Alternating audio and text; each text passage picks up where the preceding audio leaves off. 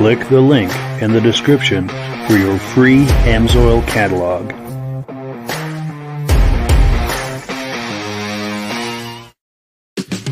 Before we get started, I'd like to give a quick shout out to some of our friends.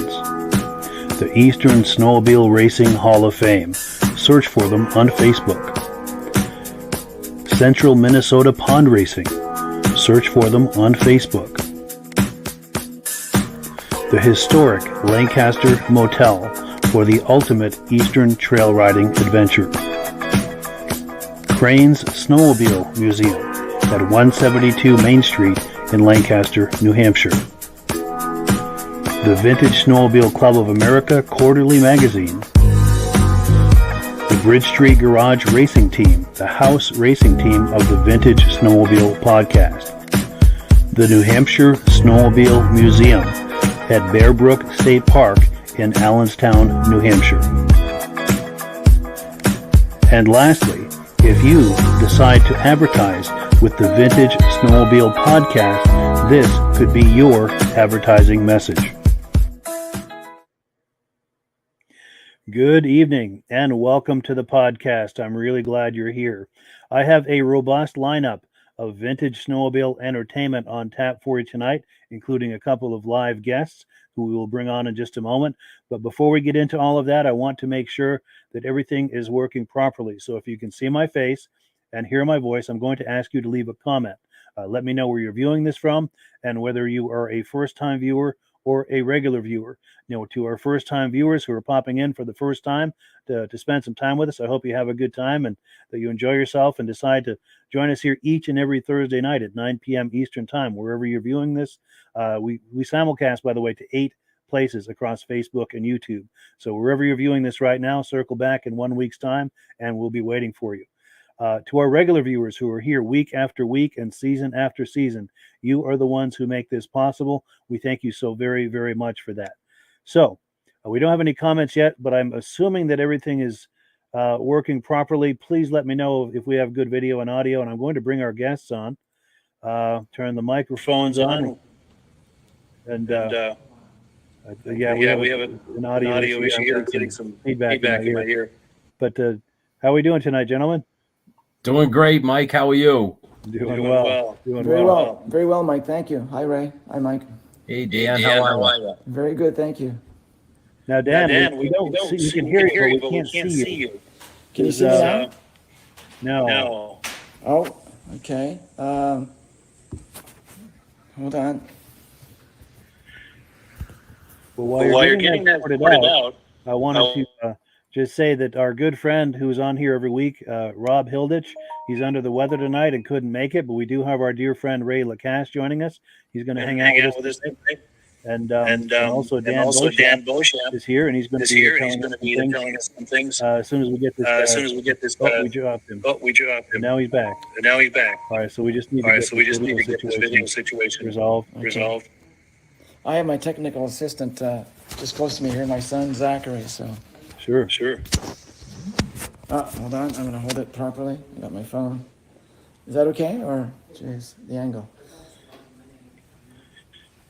Now, while we're working on that, I'm going to take some comments. We've got some comments that have come in. Our good friend David from Alaska Railroad says it looks and sounds great. David is a regular viewer, and we thank him so much for being here. Also, someone on Facebook says loud and clear from Sudbury, Ontario. Outstanding. Also, David from Alaska Railroad says hello to Ray and Daniel. How's it going, bud? Cool deal. Yeah, David has become a regular viewer, and we love having him on. He's a regular viewer not only of the Vintage Snowmobile Podcast, but of the Muscle Car Podcast that we do on Wednesday nights as well.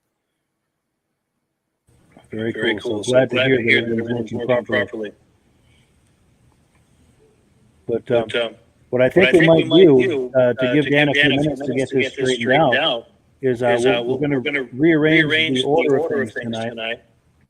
We're going to move ahead to item number 3 and take a look at a video. This will give Dan some time to get things sorted out over there. And this is some footage I took over the summer at the VSCA Snowmobile Show, the National Snowmobile Show in Old Forge, New York, back in June. It just takes me a moment here to get that queued up. And here it is. Let's take a look.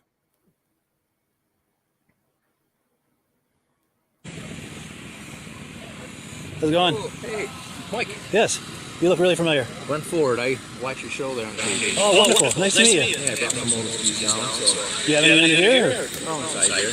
Yeah. I'd like to catch up with you. Yeah, I'll be here all weekend. Wonderful. Let me give you this too, by the way. Okay, yeah. You said Ford. What was your first name again? Glenn. Glenn or Glenn? Glenn, like the Glenn. actor. All right. Yes. Yes. Cool deal. Let me get you on camera for a hello. This is one of our loyal viewers. How you doing? I really appreciate you viewing the podcast. Yeah, I watch That is cool. Yeah. All right, man. Nice meeting you, Glenn. Sweet. Very cool. How cool is it to run into viewers of the podcast? That is very, very cool. Very cool. We got some Yamahas here. This is what, from the 90s probably? Oh, here we go. Now this is Josh Leviker's sled. I was talking to him earlier. He had to run out, but he's coming back. But this is his sled. This is a gorgeous sled. Let's look at some details on this. This is a 73 340 EXT. And the restoration took 5 years. There's 300 of these. Suspension is a factory race skid and track. The engine is a Kawasaki RX 340 quad plug with factory gear reduction and pipes. Decals are from Integ Graphics. Paint was done by Brown's Metal Mods. The owner is Josh Leviker of Turin, New York. What a gorgeous sled this is. What a piece of art. And he says it runs and drives. And these are, I think this is his father-in-law's, I think he said. And this one is his. I think the Merc might be his. I don't remember about the LT grade, but we'll go down the line here and check all of these out. I'm all about cats, so I'm not going to skip any cats, especially something as nice as this.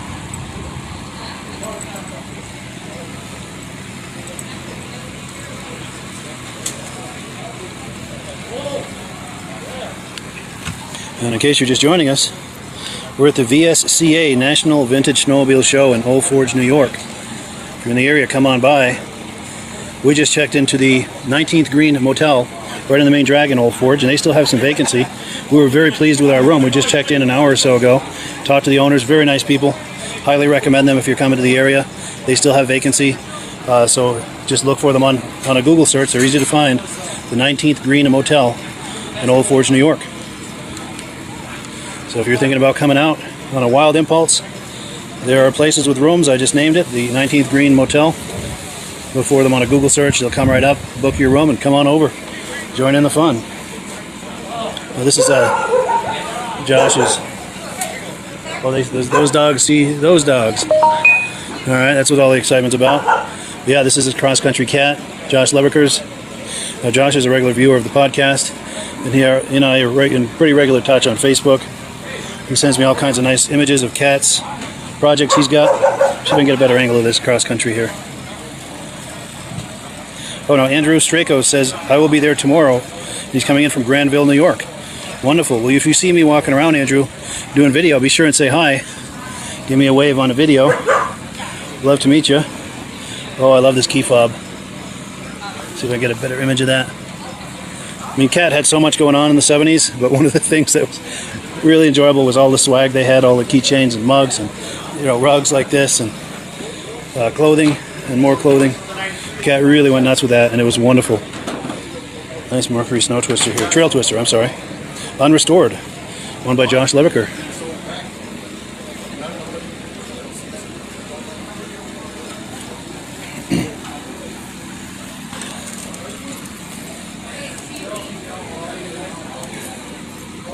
Now that's unrestored. That's amazing. Look at the buttery soft seat and the tank. Everything on this is just really beautiful. Really nice shape. That's very impressive. This Altigre too. Let's take a look at this. I think this is Josh's too. When we go around the front, we'll look at the tag and we'll find out for sure. How you doing? Good. How you doing? Good. So it turns out this is owned by Dave Wiedrich in Turin, New York. Now is Dave? Yeah, Dave I think is Josh's father-in-law. So it's in the family. These guys have some beautiful sleds. This is a 87 Altigre. It's a little more modern. And every bit is beautiful. Here's a Indy XCR. I'm thinking that's from the 90s. What do you guys think? Now this sled, if I understand correctly, belongs to... I'm drawing a blank on the name. Legendary... it'll come to me. Let me talk about it and it'll come to me. I'm drawing a blank on the name. Herb Yancey. This is Herb Yancey's sled, I believe. And this was a restoration done by our good friend Mark Belanger, who does excellent, excellent work. He's based out of Whitefield, New Hampshire. And if you're ever looking to have any kind of restoration work done, he is your man. He does stuff that is just uncannily beautiful. And I ran into Mark Belanger. He's here. Had a chance to visit with him for a few minutes. I assume here Herb Yancey must be here too. Yeah, it says right on the side of the sled here. Herb Yancey, legendary Eastern racer. I have not seen Herb yet, but I'm sure he's around. Yeah, what a restoration that is.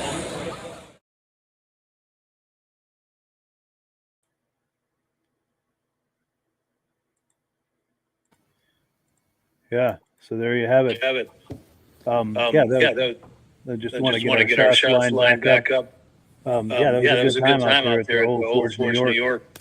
And Josh Levicker, by the way, was on the podcast when Ray and Daniel and I think he made it a foursome when we were on last summer in August talking about some events. Yep. Yeah, I remember.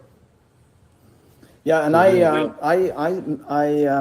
I saw Herb Yancey at Old Forge.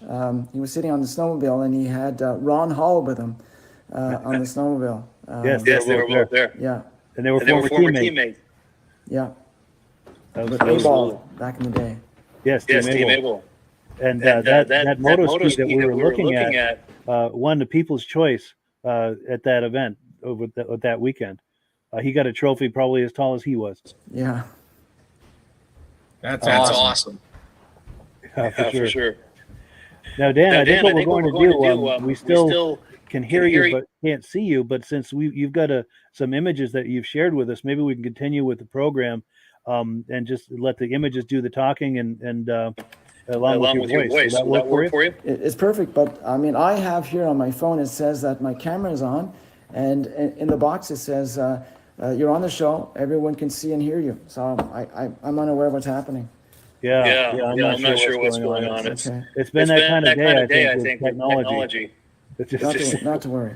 Murphy is our co-pilot, I think. Not to worry.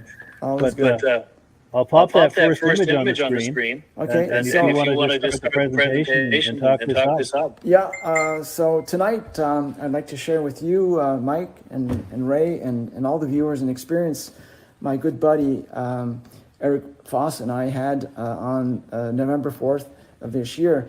Eric and I went to visit in Quebec City a racing legend, Gaston Ferland, or in French, Gaston Ferland. For those who are unaware or don't know who Gaston was, again, Gaston was a phenomenal snowmobile racer back, I could say from 1963 right up to 2012. So that means that Gaston raced snowmobiles for 49 years, nearly 50 years, which is absolutely phenomenal. He was part of the Ski-Doo Can-Am race team. He was with Ski-Doo from 1963 to 1973. And in 1973, he was part of the Can-Am race team that was composed of himself, Gaston Ferland, Yvan Duhamel, and Mike Trapp. After parting ways with Ski-Doo in 1973, Gaston raced Polaris snowmobiles right up until the age of 71 years old, up until the year 2012. Today, Gaston is 81 years old and is in extremely good shape. As you can see, I mean, look at him. I mean, he's got broad shoulders, and he's in very good shape for his age. He still rides a Ski-Doo, a Ski-Doo snowmobile in the winter, and has a Harley Davidson that he rides in the summer. He is also Sabrina Blanchette's grandfather, another phenomenal racer who races not only snowmobiles in the winter, but also dirt track in the summer. So just to backtrack a little bit, Eric, at the beginning of October of this year, texted me and sent me a picture of Gaston with a suit on and said, I'd love to be able to acquire Gaston Ferland's 1970 Ski-Doo racing snowmobile suit. So he asked at the same time, would you by any chance know Gaston or have any contact information? And I said, well, yeah, sure. Gaston came to our show in 2014, along with Lucien Lamoureux, another Ski-Doo racer back in the day.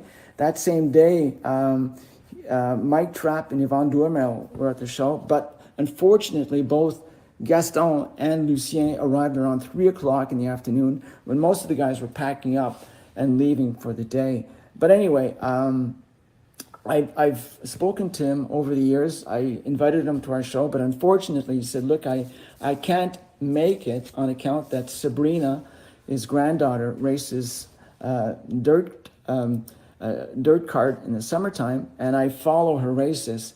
And if I don't follow her races, I drive a bus for the city of Quebec part-time. So he drives, again, at the age of 81 years old, he's driving a city bus, and he drives the bus from the beginning of summer right up until the end of October. So I gave Gaston a call, and I told him that one of my good friends was interested in maybe acquiring one of his snowmobile suits. And he said, well, he says, I'm not sure which one, but I think the one you're talking about is at my son's place. And so let me just contact my son, phone me back in about a week, and I'll see what's up. So I gave him a call a week afterwards, and he said, I think the one that you're talking about is the one that's at my son's place. He brought it back. And I have other stuff that you might be interested in because honestly, I don't know what to do with it. My kids don't want the stuff. And so, yeah, I'd be interested in parting with it. So I gave Eric a call and told him that Gaston was interested. And while I spoke to Gaston, we agreed on going to his place on November 4th. So Eric comes to my place November 3rd, the Thursday, and we drive up to Quebec City the following day. We arrive at Gaston's place and we're greeted by his girlfriend, a lovely person. And she tells us, she says, well, look, Gaston is not here right now. He went to run a few errands and he'll be back in about 5 minutes. And just before arriving at Gaston's place, I told Eric, I said, Eric, from speaking with other people and speaking over the phone with Gaston, I know he's a very serious, very reserved type of person. And so, I'm not too sure how it's going to go because he doesn't speak English apparently either. I mean, people had told me that he didn't speak English. So 5 minutes after, when we arrive, Gaston comes over and we receive a warm welcome, both of us. And it was as if we had known Gaston for years. He comes up, shakes our hands, and pats us on the back and so on. And then he starts speaking to Eric in English. I mean, he did his best, and it was good. And so whomever said, he was a serious and reserved person and that he didn't speak English, well, I don't think that they knew what they were talking about. I mean, his English wasn't perfect because you have to understand that Gaston is from a region of Quebec where it's predominantly French, and he didn't have an opportunity to speak French when he was younger. But anyway, so he shows us some of his buildings where he has stuff in them. He showed us a couple of suits. He showed us one of his capes that I acquired. That there, Mike and Ray, is 1973 Skidoo leather suit. And he told us that initially the stripes on the suit were yellow, but when he left Skidoo and raced for Polaris in 1974, they told him to take off, they took off the yellow stripes and they replaced them with white stripes and took off the Skidoo logos. So that was his leather suit in 1973. So he showed us other stuff. We went into his garage, and he showed us other suits that. But that there is 19. Well, from 1970 to 1973, not only was he racing snowmobiles for Skidoo, but he was also testing Can-Am motorbikes or bikes, motorcycles, before they came into production. So those were his leathers, and that was his jersey that he tested the snowmobile, the motocross bikes with.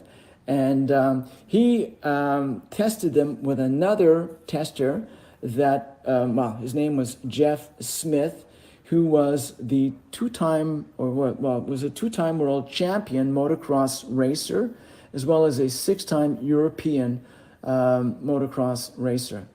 And so you can move on and show other images of that's the cape that I purchased from from Gaston.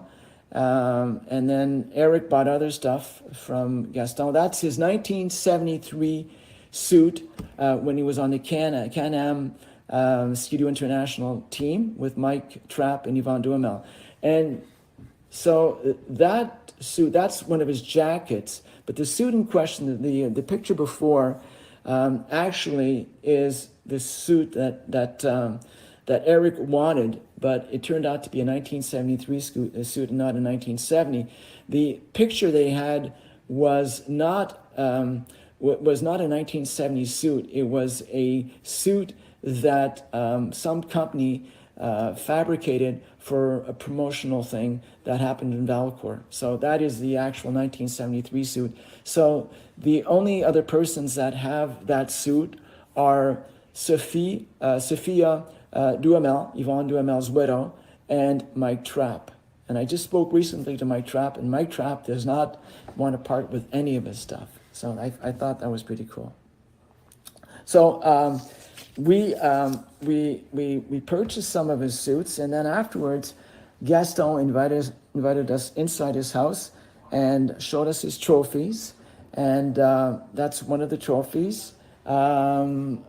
That is the King Castle Trophy, one of the races, and it was 1971, and he won, for coming in first, $52,000, and I believe it was $52,000 American back in the day, which is a lot of money, which was a lot of money back then. And then he showed us also a picture of him. That's a picture of him. If you go back, Mike, to the picture on the wall, that's a picture of Gaston when he was invited to go racing in Finland, sponsored by Skidoo. It's a 1969 TNT 669. And so it was a cross-country race. And when he went to the registration desk, they had signed him in as a juvenile. And he said, look, he says, I'm not a juvenile racer. I'm a professional racer. I've been racing professionally for 6 years. So he started off in 63 to 69 and said, you know, it doesn't make any sense you put me down as a junior or a juvenile. So he said, you know, he says, I'm a professional. I mean, but they insisted. They said, look, you're a junior or juvenile. And so he said, okay. And then that doesn't bother me. So long as I race, I'm happy. And so when he took the lead, he never looked back and he won the race. And I don't know if you have it, Mike, but he won a knife for that race. And those two gloves up there are the gloves that he was wearing when he raced that snowmobile in 69 in Finland, which is pretty awesome. He kept that. And I think I sent you a picture with a knife on it, and that was the trophy that he won for that race. I don't know if you have it in your collection of pictures. I don't see it. Okay, that's okay. And so, But I do have a couple of more suits if you want to go through those before we move forward. I could, yeah, sure. Sure. So that is that was one of the earlier suits. I believe it was a 1971. It was the top of the suit, and Eric purchased that day. There's an interesting one. It's got Eric shows the back of it. That is just a sweater. It says TNT on it. It was a sweater that he acquired back in the day, and he kept. Eric purchased that. That's an interesting one. Although it's in French, it says. Hold on a second. World Series, World Snowmobile Series, 1972, Malone, New York. So I thought that was pretty cool. And then I believe you might have other pictures. There's one, I think, those are just paper clippings that he had on his wall. If to the left is his 1973 suit. To the left-hand side, more to the right, the second picture, that is, I believe, a 1971 yellow suit when he was racing. There's pictures of him, and they mentioned Mike Trapp's name.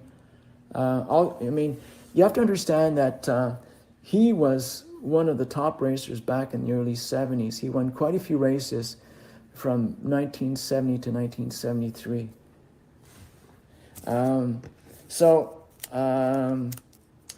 Lastly, I'd like to just mention, that's the X2R that established a world speed record in Boonville, New York in 1972. It was actually Yvon Duhamel that established the record at 127.3 miles an hour. But Gaston also tested and raced that snowmobile. And then you have also the Double Eagles that's Yvon Duhamel, but Gaston also had a similar snowmobile like that and tried to establish the speed record. Yvon and Gaston never established a speed record on that snowmobile, but Dwayne Eck in 1969 did establish a speed record with with one similar snowmobile like that, I believe at 95.33 miles an hour. And then lastly, you have the Inferno. The Inferno was, back in the day, like the Boss Cats and the Big Owls and those snowmobiles. And they also had Skidoo also had the X4R. They tried to fabricate a snowmobile that would exceed, records of over 100 or miles an hour and faster. But that snowmobile never raced on account that they had track issues. It was powered by two Rotax 797 engines. They were triples, and the odd thing about that snowmobile, and contrary to most snowmobiles, the engines on ordinary snowmobiles would be linked to the axle in front, the front axle, whereas the Inferno had one engine that was linked to the front axle and one engine that was linked to the back engine. And so what happened was there was too much force on the track, and at 100 miles an hour plus, the track would just disintegrate or would rip apart. And so Gaston had mentioned that day that when they were testing, they had lifted the Inferno off the ground, and they exceeded 100 miles an hour off the ground, and it just went flying. And they had put up these wooden pallets so that it would receive the track when it would fly off. And he said once the track flew off and hit those pallets, it looked like a pile of kindling or matches. He said it was so strong it disintegrated the pallets. So anyway, that is the Inferno. If you give me 2 minutes, I'll just mention quite quickly how our show went in August. The attendance was up, but again, the COVID restrictions prevented us from being able to attract more American visitors. We had the issues with the Arrive Canada application where they had to go online and so on and so forth. But since then, the Canadian government has done away with the Arrive Canada app. And so if you want to cross the border now, all you need to produce or present is your passport. And the show was great.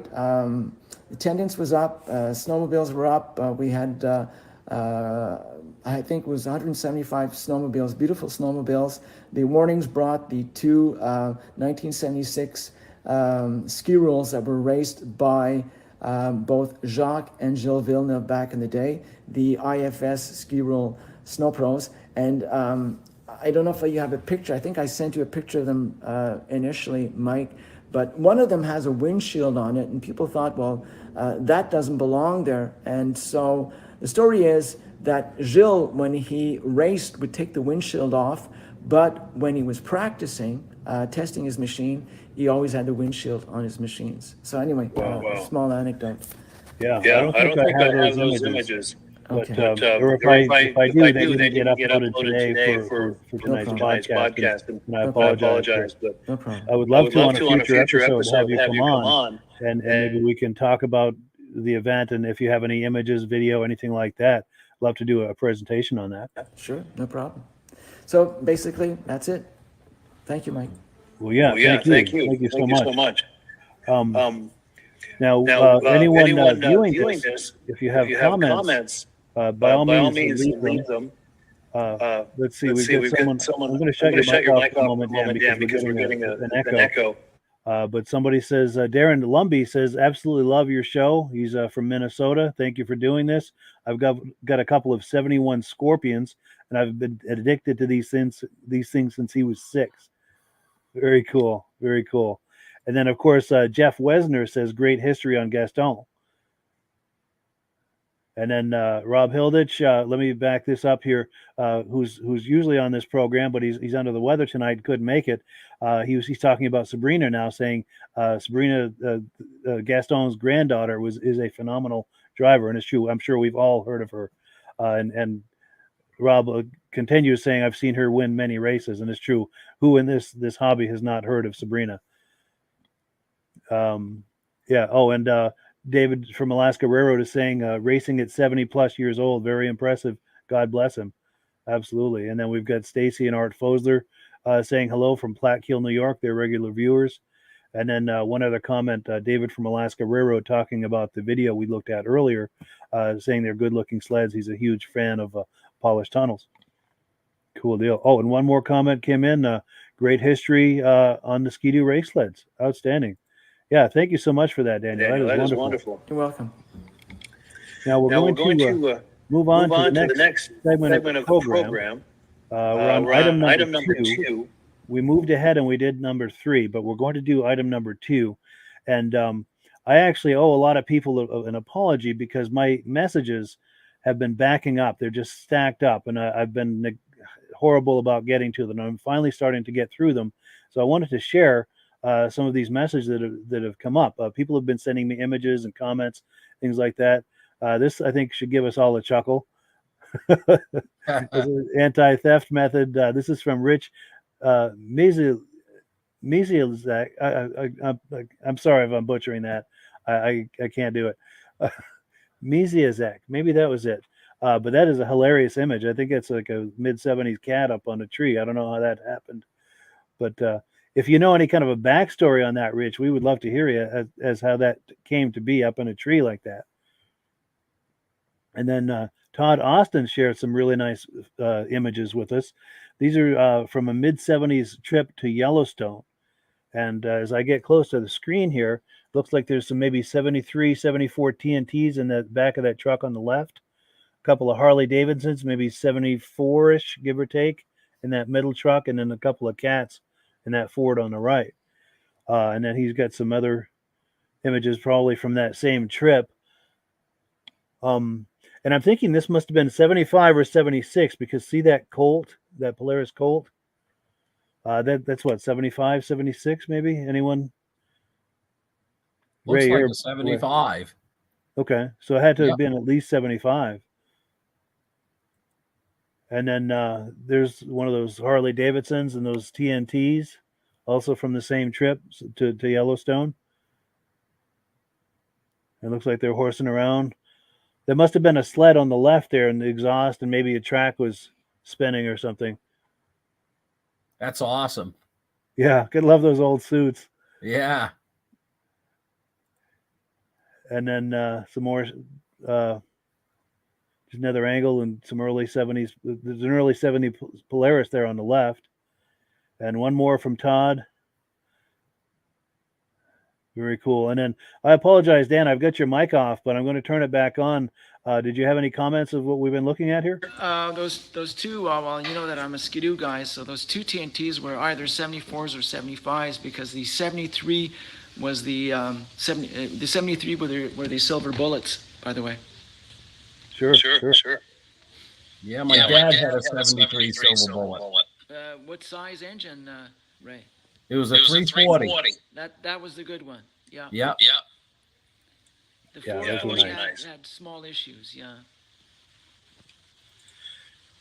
And there's the TNTs right there. Yeah, that's a 440. Very cool. And then we've also got from Jim Anderson. He's got a couple of these sleds for sale, a couple of ski whizzes. He's looking to get $2,500 each. He'd prefer to sell them as a pair. He also has a long version Massey Ferguson snow cruiser and an enclosed flow trailer. These all of these items are near Newburgh, New York, and he's got an email address there at the top of the screen. And we've got another angle of these sleds. They look like they're in really nice shape. But if you're curious about that, just send him an email. The email address, I'll read it, is andersonvideo@hotmail.com. Just send him an email, maybe put a ski whiz in the subject line so he knows what it's about. And he'll get back to you with answers to your questions about it, tell you about anything you'd like to know about those sleds. And we've got another comment that's come in. Oh, yes, Rob Hilditch, our regular guy, says he likes the old suit. Cool deal. So we are on item number 4. This is, let me remove that comment from the screen here. There we go. Item number 4. This is a gentleman who lives not too far from me, maybe about 20 minutes from me, Ray Parenteau in Derby, Vermont. He has an absolutely enviable Rupp collection. As you'll see, they're beautiful. And Ray has seen these in person and also on the podcast in previous episodes. Let's take another look at some of his collection here. He's got a 75 Free Air. Let's take a look at that.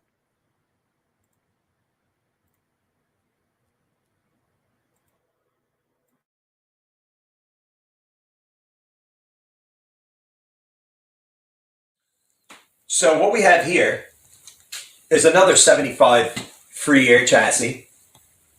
The same gentleman that I acquired this one owned this one. His name was Bruce Ingerson, and he's in Ludlow, Vermont. And anyway, he showed me this guy, but he bought this one. Somebody had put this thing together, and I cleaned it up and I got it looking good, and I fixed a few of the items that I wanted correct. But what's cool about this thing is it's a conversion to a liquid. And what he had done, they put a Zenoa liquid engine in it. And this would be the conversion, proper gas tank exchange versus this one here, which is that little one, this 5-gallon gas tank. So they put that in. But also, this thing runs great. What they had done, they put a cooler, okay, because on a 76 liquid, the radiator would have been here in front. So how do you cool the thing? Well, underneath the seat, there's coolers that run the whole length of this tunnel. So the coolant lines run up through here and down around and loop around.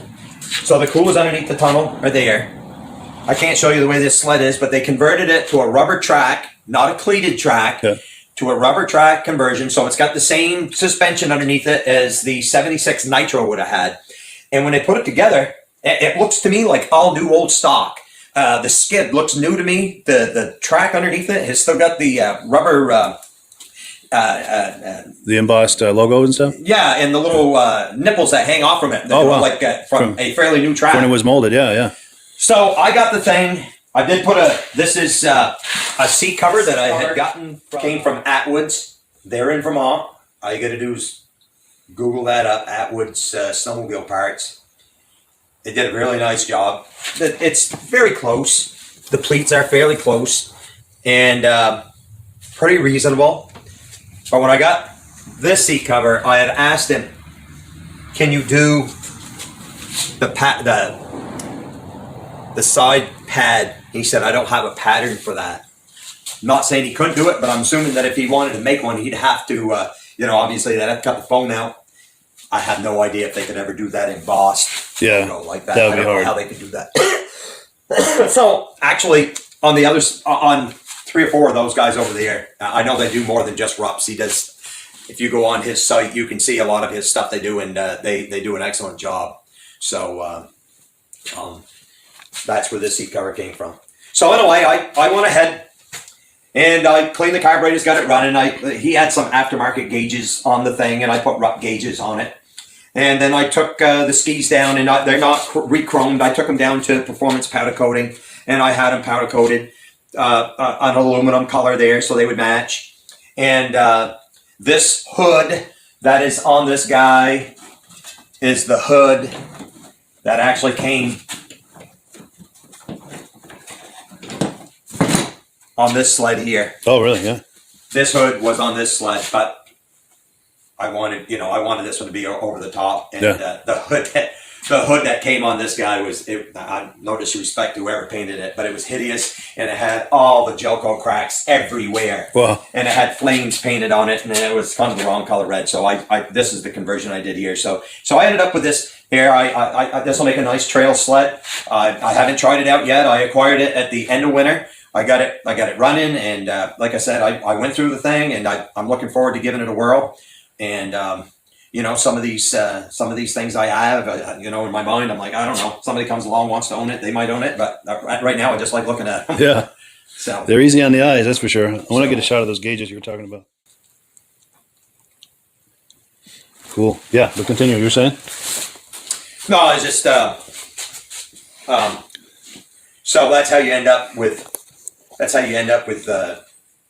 two 75 FAs. I go down and I purchase a set of cool looking skis to put on another project, and then gentleman thinks you're in, Bruce said to me, it's pretty evident you're into this hobby. And then he recognized my name. And then he said, well, I'm good friends with Armin Buteau. We used to race together. I said, yeah, I know Armin pretty well. Up in Pittsburgh, New Hampshire. Sleds that he had, and one thing leads to another. And he said, well, I'd be proud if you would take this thing. I'll sell it to you when I got into it, and you can take it the next step above where it is now. So that's how I acquired these 2 guys here. So, yeah, that's cool. They look good in my collection, and happy to have them.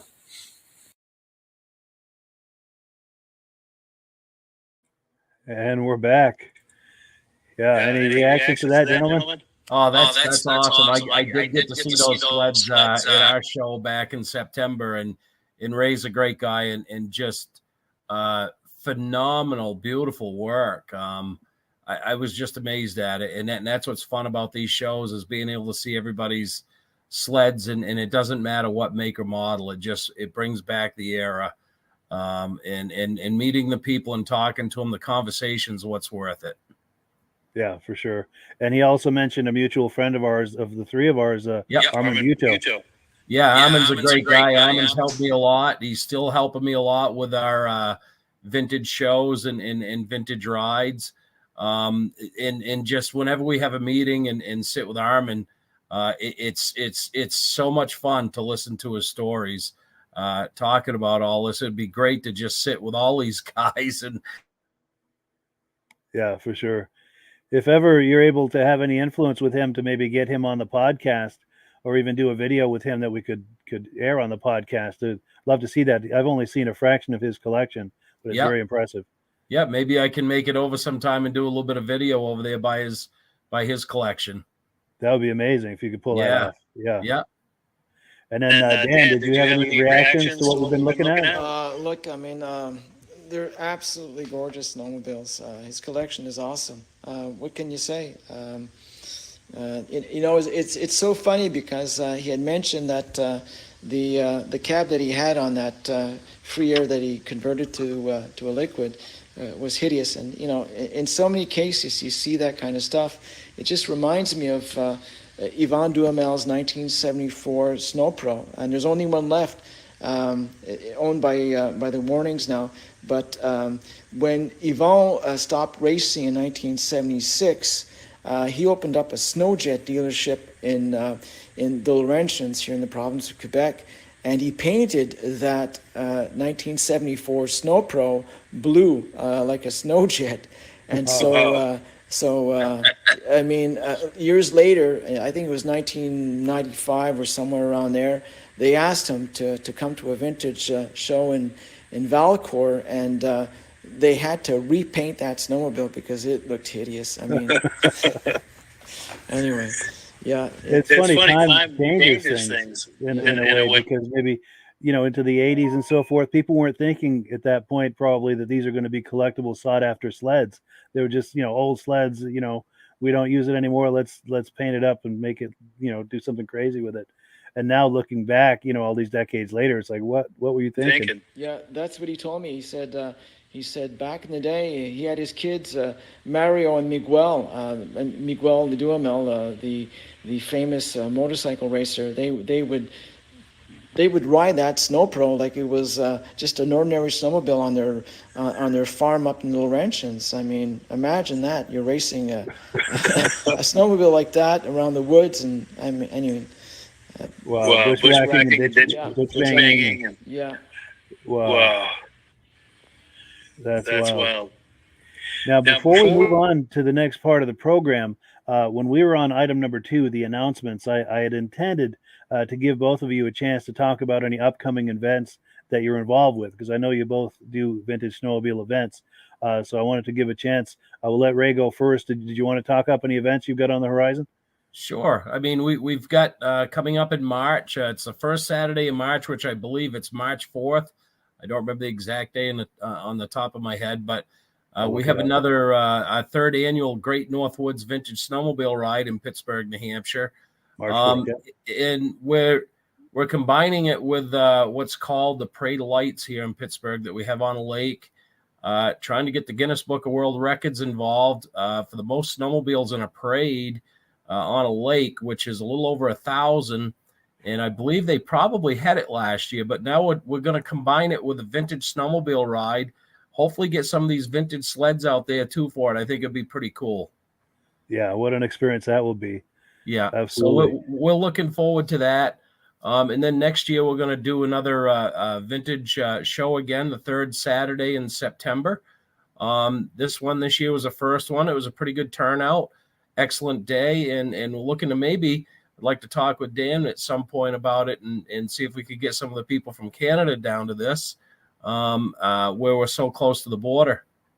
Yeah, for sure. That's a great idea. Get more people going back and forth like that. Yeah. No, that is a great idea. For sure. And Dan, did you have any upcoming events you'd like to talk about? Unfortunately, Ray, I'm leaving on the 5th of March. We're doing a modern snowmobile ride, which is approximately 7 to 8 days. We're doing northern Quebec. We're doing approximately maybe 1,200 miles. Wow. Yeah. I'd love to make it to your ride, but the next day again I'm leaving, and it's a 6-hour drive up to Roberval. But we plan on having our snowmobile club, the Vintage Snowmobile Club of the Adirondacks, and I had mentioned before that we're both American and Canadian. We're having a ride in upstate New York, which is in Merrill, New York, right next to Lion Mountain. We haven't chosen a date because every time we choose a date, Mother Nature comes and ruins it for us. So we kind of like, a week in advance we'll announce it and then we'll go for it. And then we have a second run here in Canada around our country place. We're looking at rides that would be between 40 to maybe 50 miles. So we did an Ironman. We called it the Ironman Run in 2017.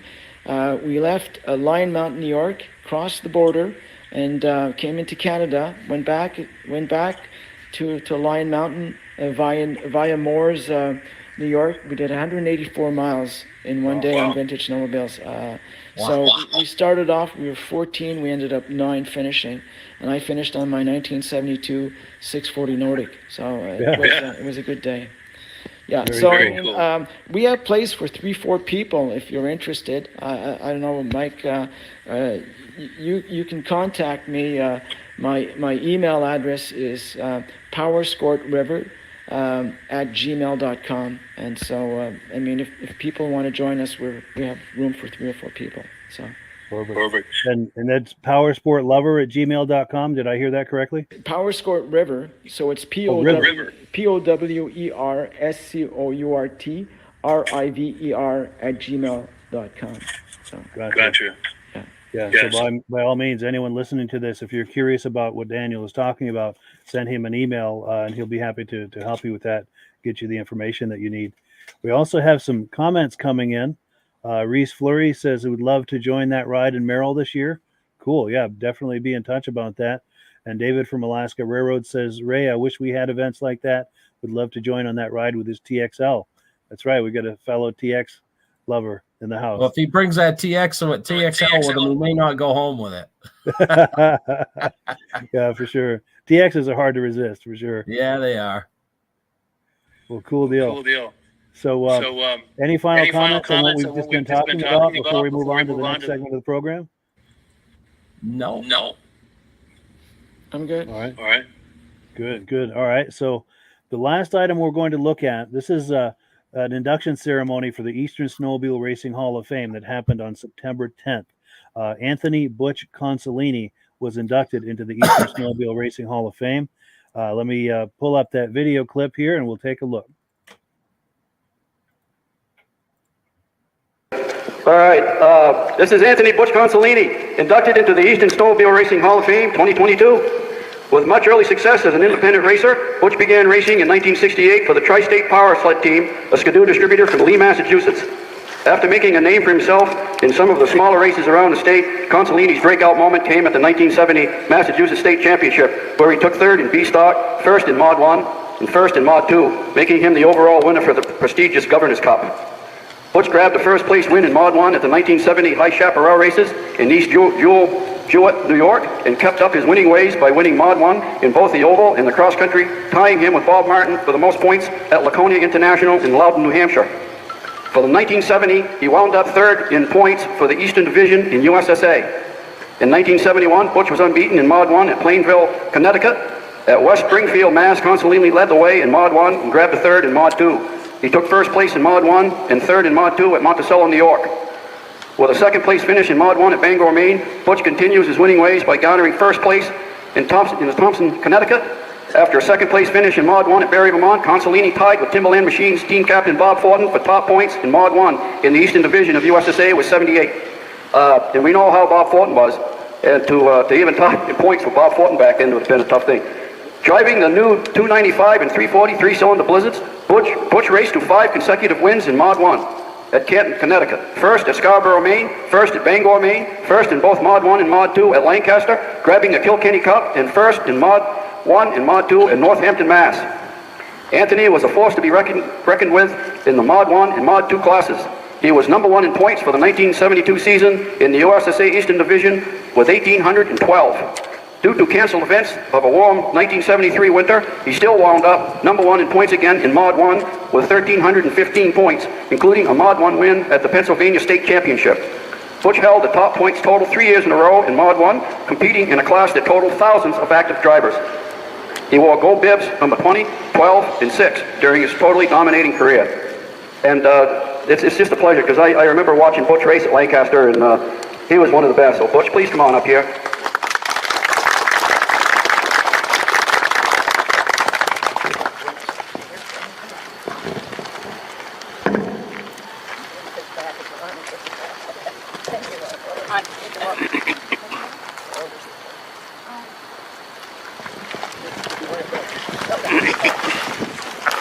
First, I want to thank everybody for coming.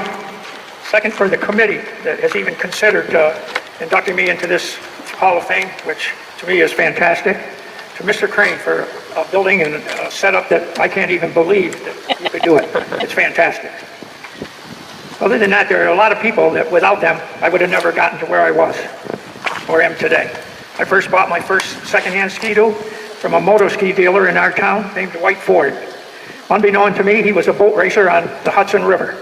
Him and I got quite a bond, and when he found out I wanted to try racing, I could not have had a better person to lean on. I ran a couple of times, worked on my sled. There's an inductee here that has worked on my sled, Ronnie Ouimet, him and Bobby Herman. They did some work for me in the earlier days when I was first getting started. Without them, it wouldn't have happened. I went to a couple of races, was very fortunate to do very good, and Mr. Fred LeGrant asked me if I was interested in putting my sled on their tractor trailer. Just about knocked me over. That wasn't even a question that needed to be asked. After that, I worked with them and drove for them. I still took care of my own sled, but Mr. LeGrant had quite an operation at Tri-State Power Sled, the distributor for Bombardier, and he was like family. Him and his wife were like family to myself, my wife, and my family. We traveled around and went to a lot of different places, and I'll tell you, I don't even remember half of these things that they just said. It's been so long ago. But it was great to be inducted, and I really appreciate it. And the only other thing I want to do is thank my family that came today. I was surprised. I didn't know that they were all going to be here. And also to the person that put up with all of this, my wife, who she is sitting over here in the shade because she can't be out in the sun. But to them, I owe an awful lot. And I want to thank everybody for everything. Thank you again. Thank you, Butch. And if you look at the photo on his plaque, I think he could have been a double for Frankie Avalon. Pretty handsome little Italian right there.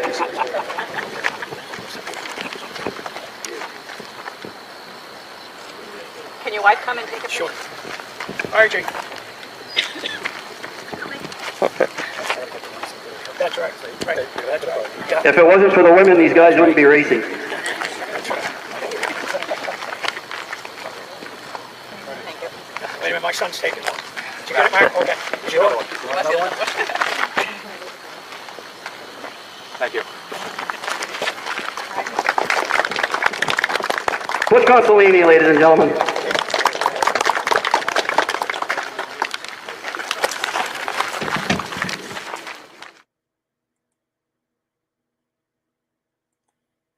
Yes, so there you have it. Butch Consolini inducted into the Eastern Snowmobile Racing Hall of Fame this past September. And it's true, he was right. His family surprised him and showed up. There must have been 8 or 10 of them. They came, I don't remember where they came in from, but they came in from quite a ways, and he was impressed by it, as was everyone else. It's really, really nice to see. Any thoughts on that, gentlemen? Yeah, just to hear him, as humble as he was, saying, that he didn't even remember half the stuff. That just shows that he cared about racing. It wasn't, about me. It was just getting out there and competing, and all the other guys that helped him. He couldn't thank him enough. I mean, that's what's great about this sport, and great about the people around it. It's like a huge family. I've enjoyed, when I was younger. I've been away from it for quite a while. Just got back into it a few years ago. And it's such a great feeling. Yeah, for sure. Any thoughts, Dan? Well, my hat is off to Mr. Crane and the Eastern Snowmobile Racing Hall of Fame for the excellent job that they've been doing, recognizing racers that should have been inducted in the Hall of Fame in Saint Germain. I'll give you an example. Ron Hall, who was an amazing racer and who is in Arctic Cat's 50th anniversary book, who was recognized as being one of the greatest independent racers of the day, is not even in the Hall of Fame in Saint Germain. And I thank Mr. Crane and the Eastern Hall of Fame for inducting such a person like Mr. Hall, who deserves to be in the Hall of Fame. It's amazing. Thank you. Yeah, for sure. And and it's true. I've gotten to know Ron Hall over the years because he was inducted 2 or 3 years ago, and of course he comes to each induction ceremony because to build on what Ray was saying, it's become a community and it's almost a reunion type of environment. Everyone gets together and looks forward to seeing each other each year. It's just a wonderful way to see these people that, I was just a kid in those days, but these were people who were racing 50 years ago, and to still have contact with them and socialize with them. And I tell you, there are a lot of smiles and a lot of laughing going on, and a lot of stories being swapped and tall tales too, I'm sure. But it's just a wonderful time. It's more than just awards being given out. It's a community now. It's a wonderful experience. That's for sure. I mean, I was supposed to go in 2020, 21, but because of COVID, I wasn't able to go. But I sure like to be able to assist and to go to one of the inductions one day. So. Yeah, for sure. We'd love it if you can make it to the next one. It's usually the second Saturday in September. In fact, let me pull up a calendar here. I can probably tell you with pretty good accuracy. It's probably going to be September 9th. I need to confirm with Midge and Paul to make sure that that's the date. But you can pencil that in at least as to when that might be. And as I have better information, I'll confirm that on the podcast. But that is pretty much all we have tonight. I thank both of you for coming on. I also thank the viewers for being here, making this podcast what it is. We could not do it without you. And we had another comment that came in. Let me pull that up. Someone, I bet that's Bruce Borvars confirming the September 9th is the date. Also, David from Alaska Railroad says, great show, gentlemen. We thank you so much for that. And Darren Lumby says, thanks again, guys. See you next week. We will look forward to that. And one more comment. Josh Leverker's in the house. I had the opportunity of meeting Ron Hall at the sled show in Turin this past year. Great guy. Absolutely. I echo that completely. In fact, when he was in Lancaster for the Hall of Fame, a bunch of us had a chance to go out to breakfast, and I had a chance to sit with him and his wife and a whole, I think there were 8 or 10 of us there all in a big circle at a table visiting. Had a wonderful time. Yeah, good times. But that is all we have for tonight. As always, we give the last word to Amsoil. Let me cue up that Amsoil video. And thanks again, gentlemen, for coming on. And thank you also to the viewers. Merry Christmas also to one and all. Thanks, Mike. Thanks, Dan. Great seeing you guys again. Likewise, and Merry Christmas to everyone as well. Happy New Year. Whoops, that was wrong video. Good night. This time we're really leaving. Good night. Bye-bye. Good night, everybody. Hello, everyone. This is Rob and Mike. How you doing today, Rob? I'm doing good. Mike, yourself? Very well. Thank you so much for coming on. I appreciate it. Now, today we're going to be talking about Amsoil. And in a few moments, we're going to show you how you can get the deepest discounts, free shipping, and free gifts when you order your Amsoil products through us. But first, I'm going to ask Rob to give you a quick description of what Amsoil is and why you should consider using Amsoil products in your motorized vehicles. Thanks, Mike. Amsoil is 100% synthetic oil.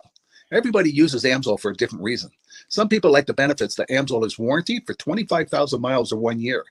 The reason we can do that is because Amsoil doesn't oxidize. It doesn't form the usual carbons, gums, sludges like petroleum oils do. That's why we can keep it in the engines longer. Petroleum oils never do wear out. They oxidize themselves. That's why they have to be changed at 3,000 kilometers. And Amsoil likes the benefit that you only have to change the oil once a year. That saves some money. Some of the people like the benefit of Amsoil is it's a slipperier type lube. By having a slipperier type lube, it cuts down friction and drag. By less friction and drag, engines run 20 to 50 degrees cooler, better gas mileage. Now, AMSOIL says 25% more protection than the industry requires is in the AMSOIL bottles. My average customer gets about 10% increase in gas mileage. That's a big savings. Yeah. And by cutting down friction and drag, for every 10 degrees you cut down the friction and drag, doubles the life of the engine. So by having the engine run cooler, it makes it last longer. Some people like the benefit of the range of the AMSOIL. AMSOIL's flash point is 425 degrees, and it pours at 50 below zero. Wow. If you ever try petroleum oil when it's 10 below, it turns to honey. And in the summertime, petroleum oil thins out, and once it thins out, that's when it starts breaking down. So AMSOIL's an all-season oil, can give you better gas mileage, longer engine life, less maintenance. It ends up being cheaper over a year's time running AMSOIL than it is petroleum oils. That's amazing. That's amazing. And AMSOIL is available for pretty much any motorized vehicle, anything from lawn equipment, cars, trucks, boats, ATVs, motorcycles, snowmobiles. Yep. And a lot of people phone me up and say, well, what's the benefit of our gear loop? Exactly what I told you about the engine oil. It pours in cold weather, it runs cooler, makes the equipment last longer. And they say, well, what's the benefit of the small engine? Same thing. Makes the engine run cooler, last longer, better performance. So it saves on all the applications that AMSOIL has available. Wonderful, wonderful. So yeah, let's talk now. Hopefully this has convinced people to think about maybe joining us in the AMSOIL experience. Let's talk about some of the discounts and free shipping and how that all happens. I'm going to pop a graphic on the screen. And yeah, by all means, if you want to talk people through how this preferred customer program works. AMSOIL has a number of different programs. One of our main ones is a catalog customer, where somebody can order directly out of our catalog. If they order out of the catalog, they order $100 worth, AMSOIL will ship it right to their house. But our best program is our preferred customer. For only $10 for 6 months, you become a preferred customer, you save 25% on all the product. You order $100 worth, they're going to give you free shipping. You don't have to order a whole case. You can mix and match. Say you want 4 bottles of small engine, 7 bottles of 5W30, and a couple of gear loops. You can mix and match. You can order 1 bottle at a time if you want. There's no minimums, no maximums. By being a preferred customer, you save over 25% on all the products you're going to buy. AMSOIL sends you extra gifts, a $5 gift certificate on your birthday, $5 when you renew your account and stuff like that. So it's a good way to save on some of the products you want to buy. For sure. Yeah, it's an incredible value. And this is the deepest level of discount that anyone can get when ordering AMSOIL. Is that correct? It is. Wonderful. So let's take people through the step-by-step experience of placing an AMSOIL order. Then that would include signing up for the preferred customer preferred customer program, so they can receive those deepest levels of discount. So let's go to the website. This is what the website's going to look like. These are some screenshots. Once you go to amsoil.com, there's a link in the description, or you can just type that into a browser, amsoil.com. This is the page you land on. At the upper corner of the page there, you see how I've circled in red.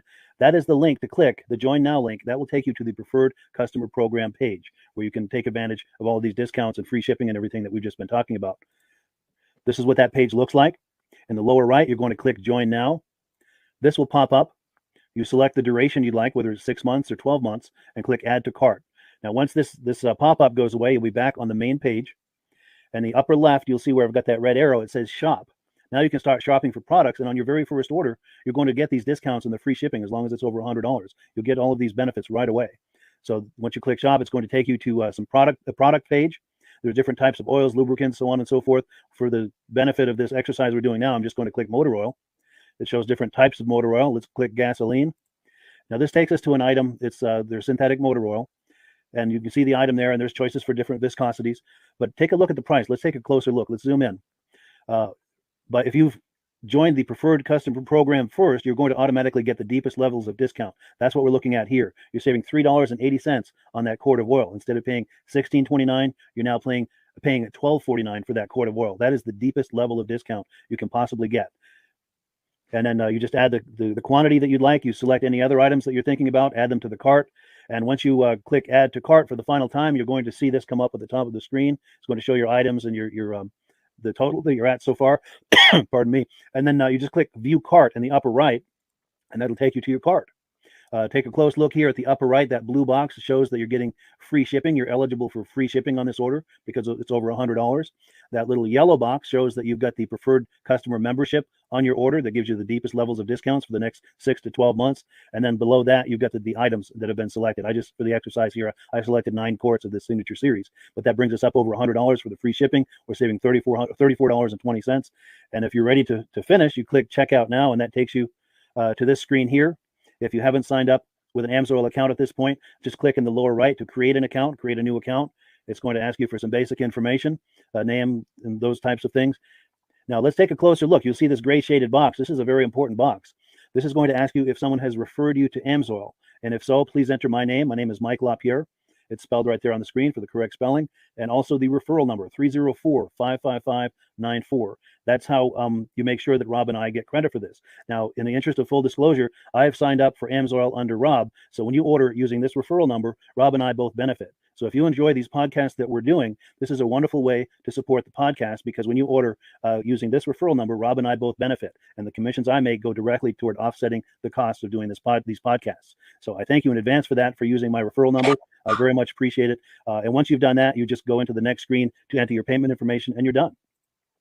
Now, once you've placed your order that's over $100, and that order includes your AMSOIL Preferred Customer Program, you are now eligible to get a free DVD from myself. Now, this is going to be either a muscle car DVD or a vintage snowmobile DVD. Use the email address on the screen, wkspodcasts@gmail.com. Send me an email. Let me know which DVD you would like me to send you, the muscle car or the vintage snowmobile DVD, and I'll get that right out to you. As you're typing in that email, in the subject line, be sure and type in capital letters, free DVD requests, so it stands out as I'm checking my email, and we'll get that right out to you.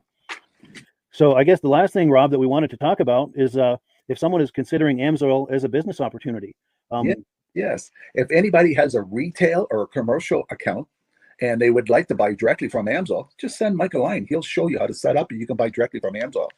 But if you are interested in starting your own part-time business, a part-time business that can grow into a full-time income, Mike and I will show you the AMSOIL marketing plan. AMSOIL has a large selection of products that cover almost every application. So it doesn't matter if you're into snowmobile, boating, or ATVing, or hot rods. We have an oil for every application. It's a fun type business. That's I really enjoy doing. Where else can I go and have fun and make money doing it? And Mike and I are here to help you all the way along. If you need any help on how to promote or to find new accounts, we're here to help you. For sure. So when you sign up under that number, this 304-555-94, you're getting Rob and I as a team. Now, Rob has been doing AMSOIL for 40 years. Can you believe that? 40 years. So he knows every aspect of this business, and he knows all of the ins and outs of the products. So he'll be able to help you with any kind of product questions or any kind of questions to show you the different business models that you can do with AMSOIL. And then the other thing that you get when you sign up under me is I've got a strong background in social media. So if you need some coaching on how to generate AMSOIL leads using Facebook and YouTube, I'm happy to coach you with that when you sign up under Rob and I. You get both of us as a team to help you, to coach you, to support you, whatever you need to get you off and running with this business and having fun with it. Like Rob said, it's an enormous amount of fun. If you're like Rob and I and you enjoy going to any kind of boat shows, car shows, motorcycle shows, snowmobile shows, anything with a motor, you like going to those shows, those events, those races, this is a great way to turn that into a income opportunity for you. Yes. And just by wearing my AMSOIL hat at one of these events, people come up and ask me about AMSOIL. People don't know where to buy it, and I'm there to help them, show them where they can buy the product. Perfect. Well, cool. Well, this is great. Any final thoughts, Rob, before we wrap it up? AMSOIL's a fun business. AMSOIL's been around since 1968. It was the first synthetic oil to be AI approved. Wow. Yeah. That's amazing. And that's very early in the game too, isn't it? Yes. For sure. Well, good. Well, thank you so much, everyone, for viewing. Hopefully, we've gotten you excited as we are about the AMSOIL products. We'd love it if you could join us either as someone who uses the AMSOIL products or to join the AMSOIL team as a business opportunity. And we thank you so much for viewing. Have a great day. You have a good day.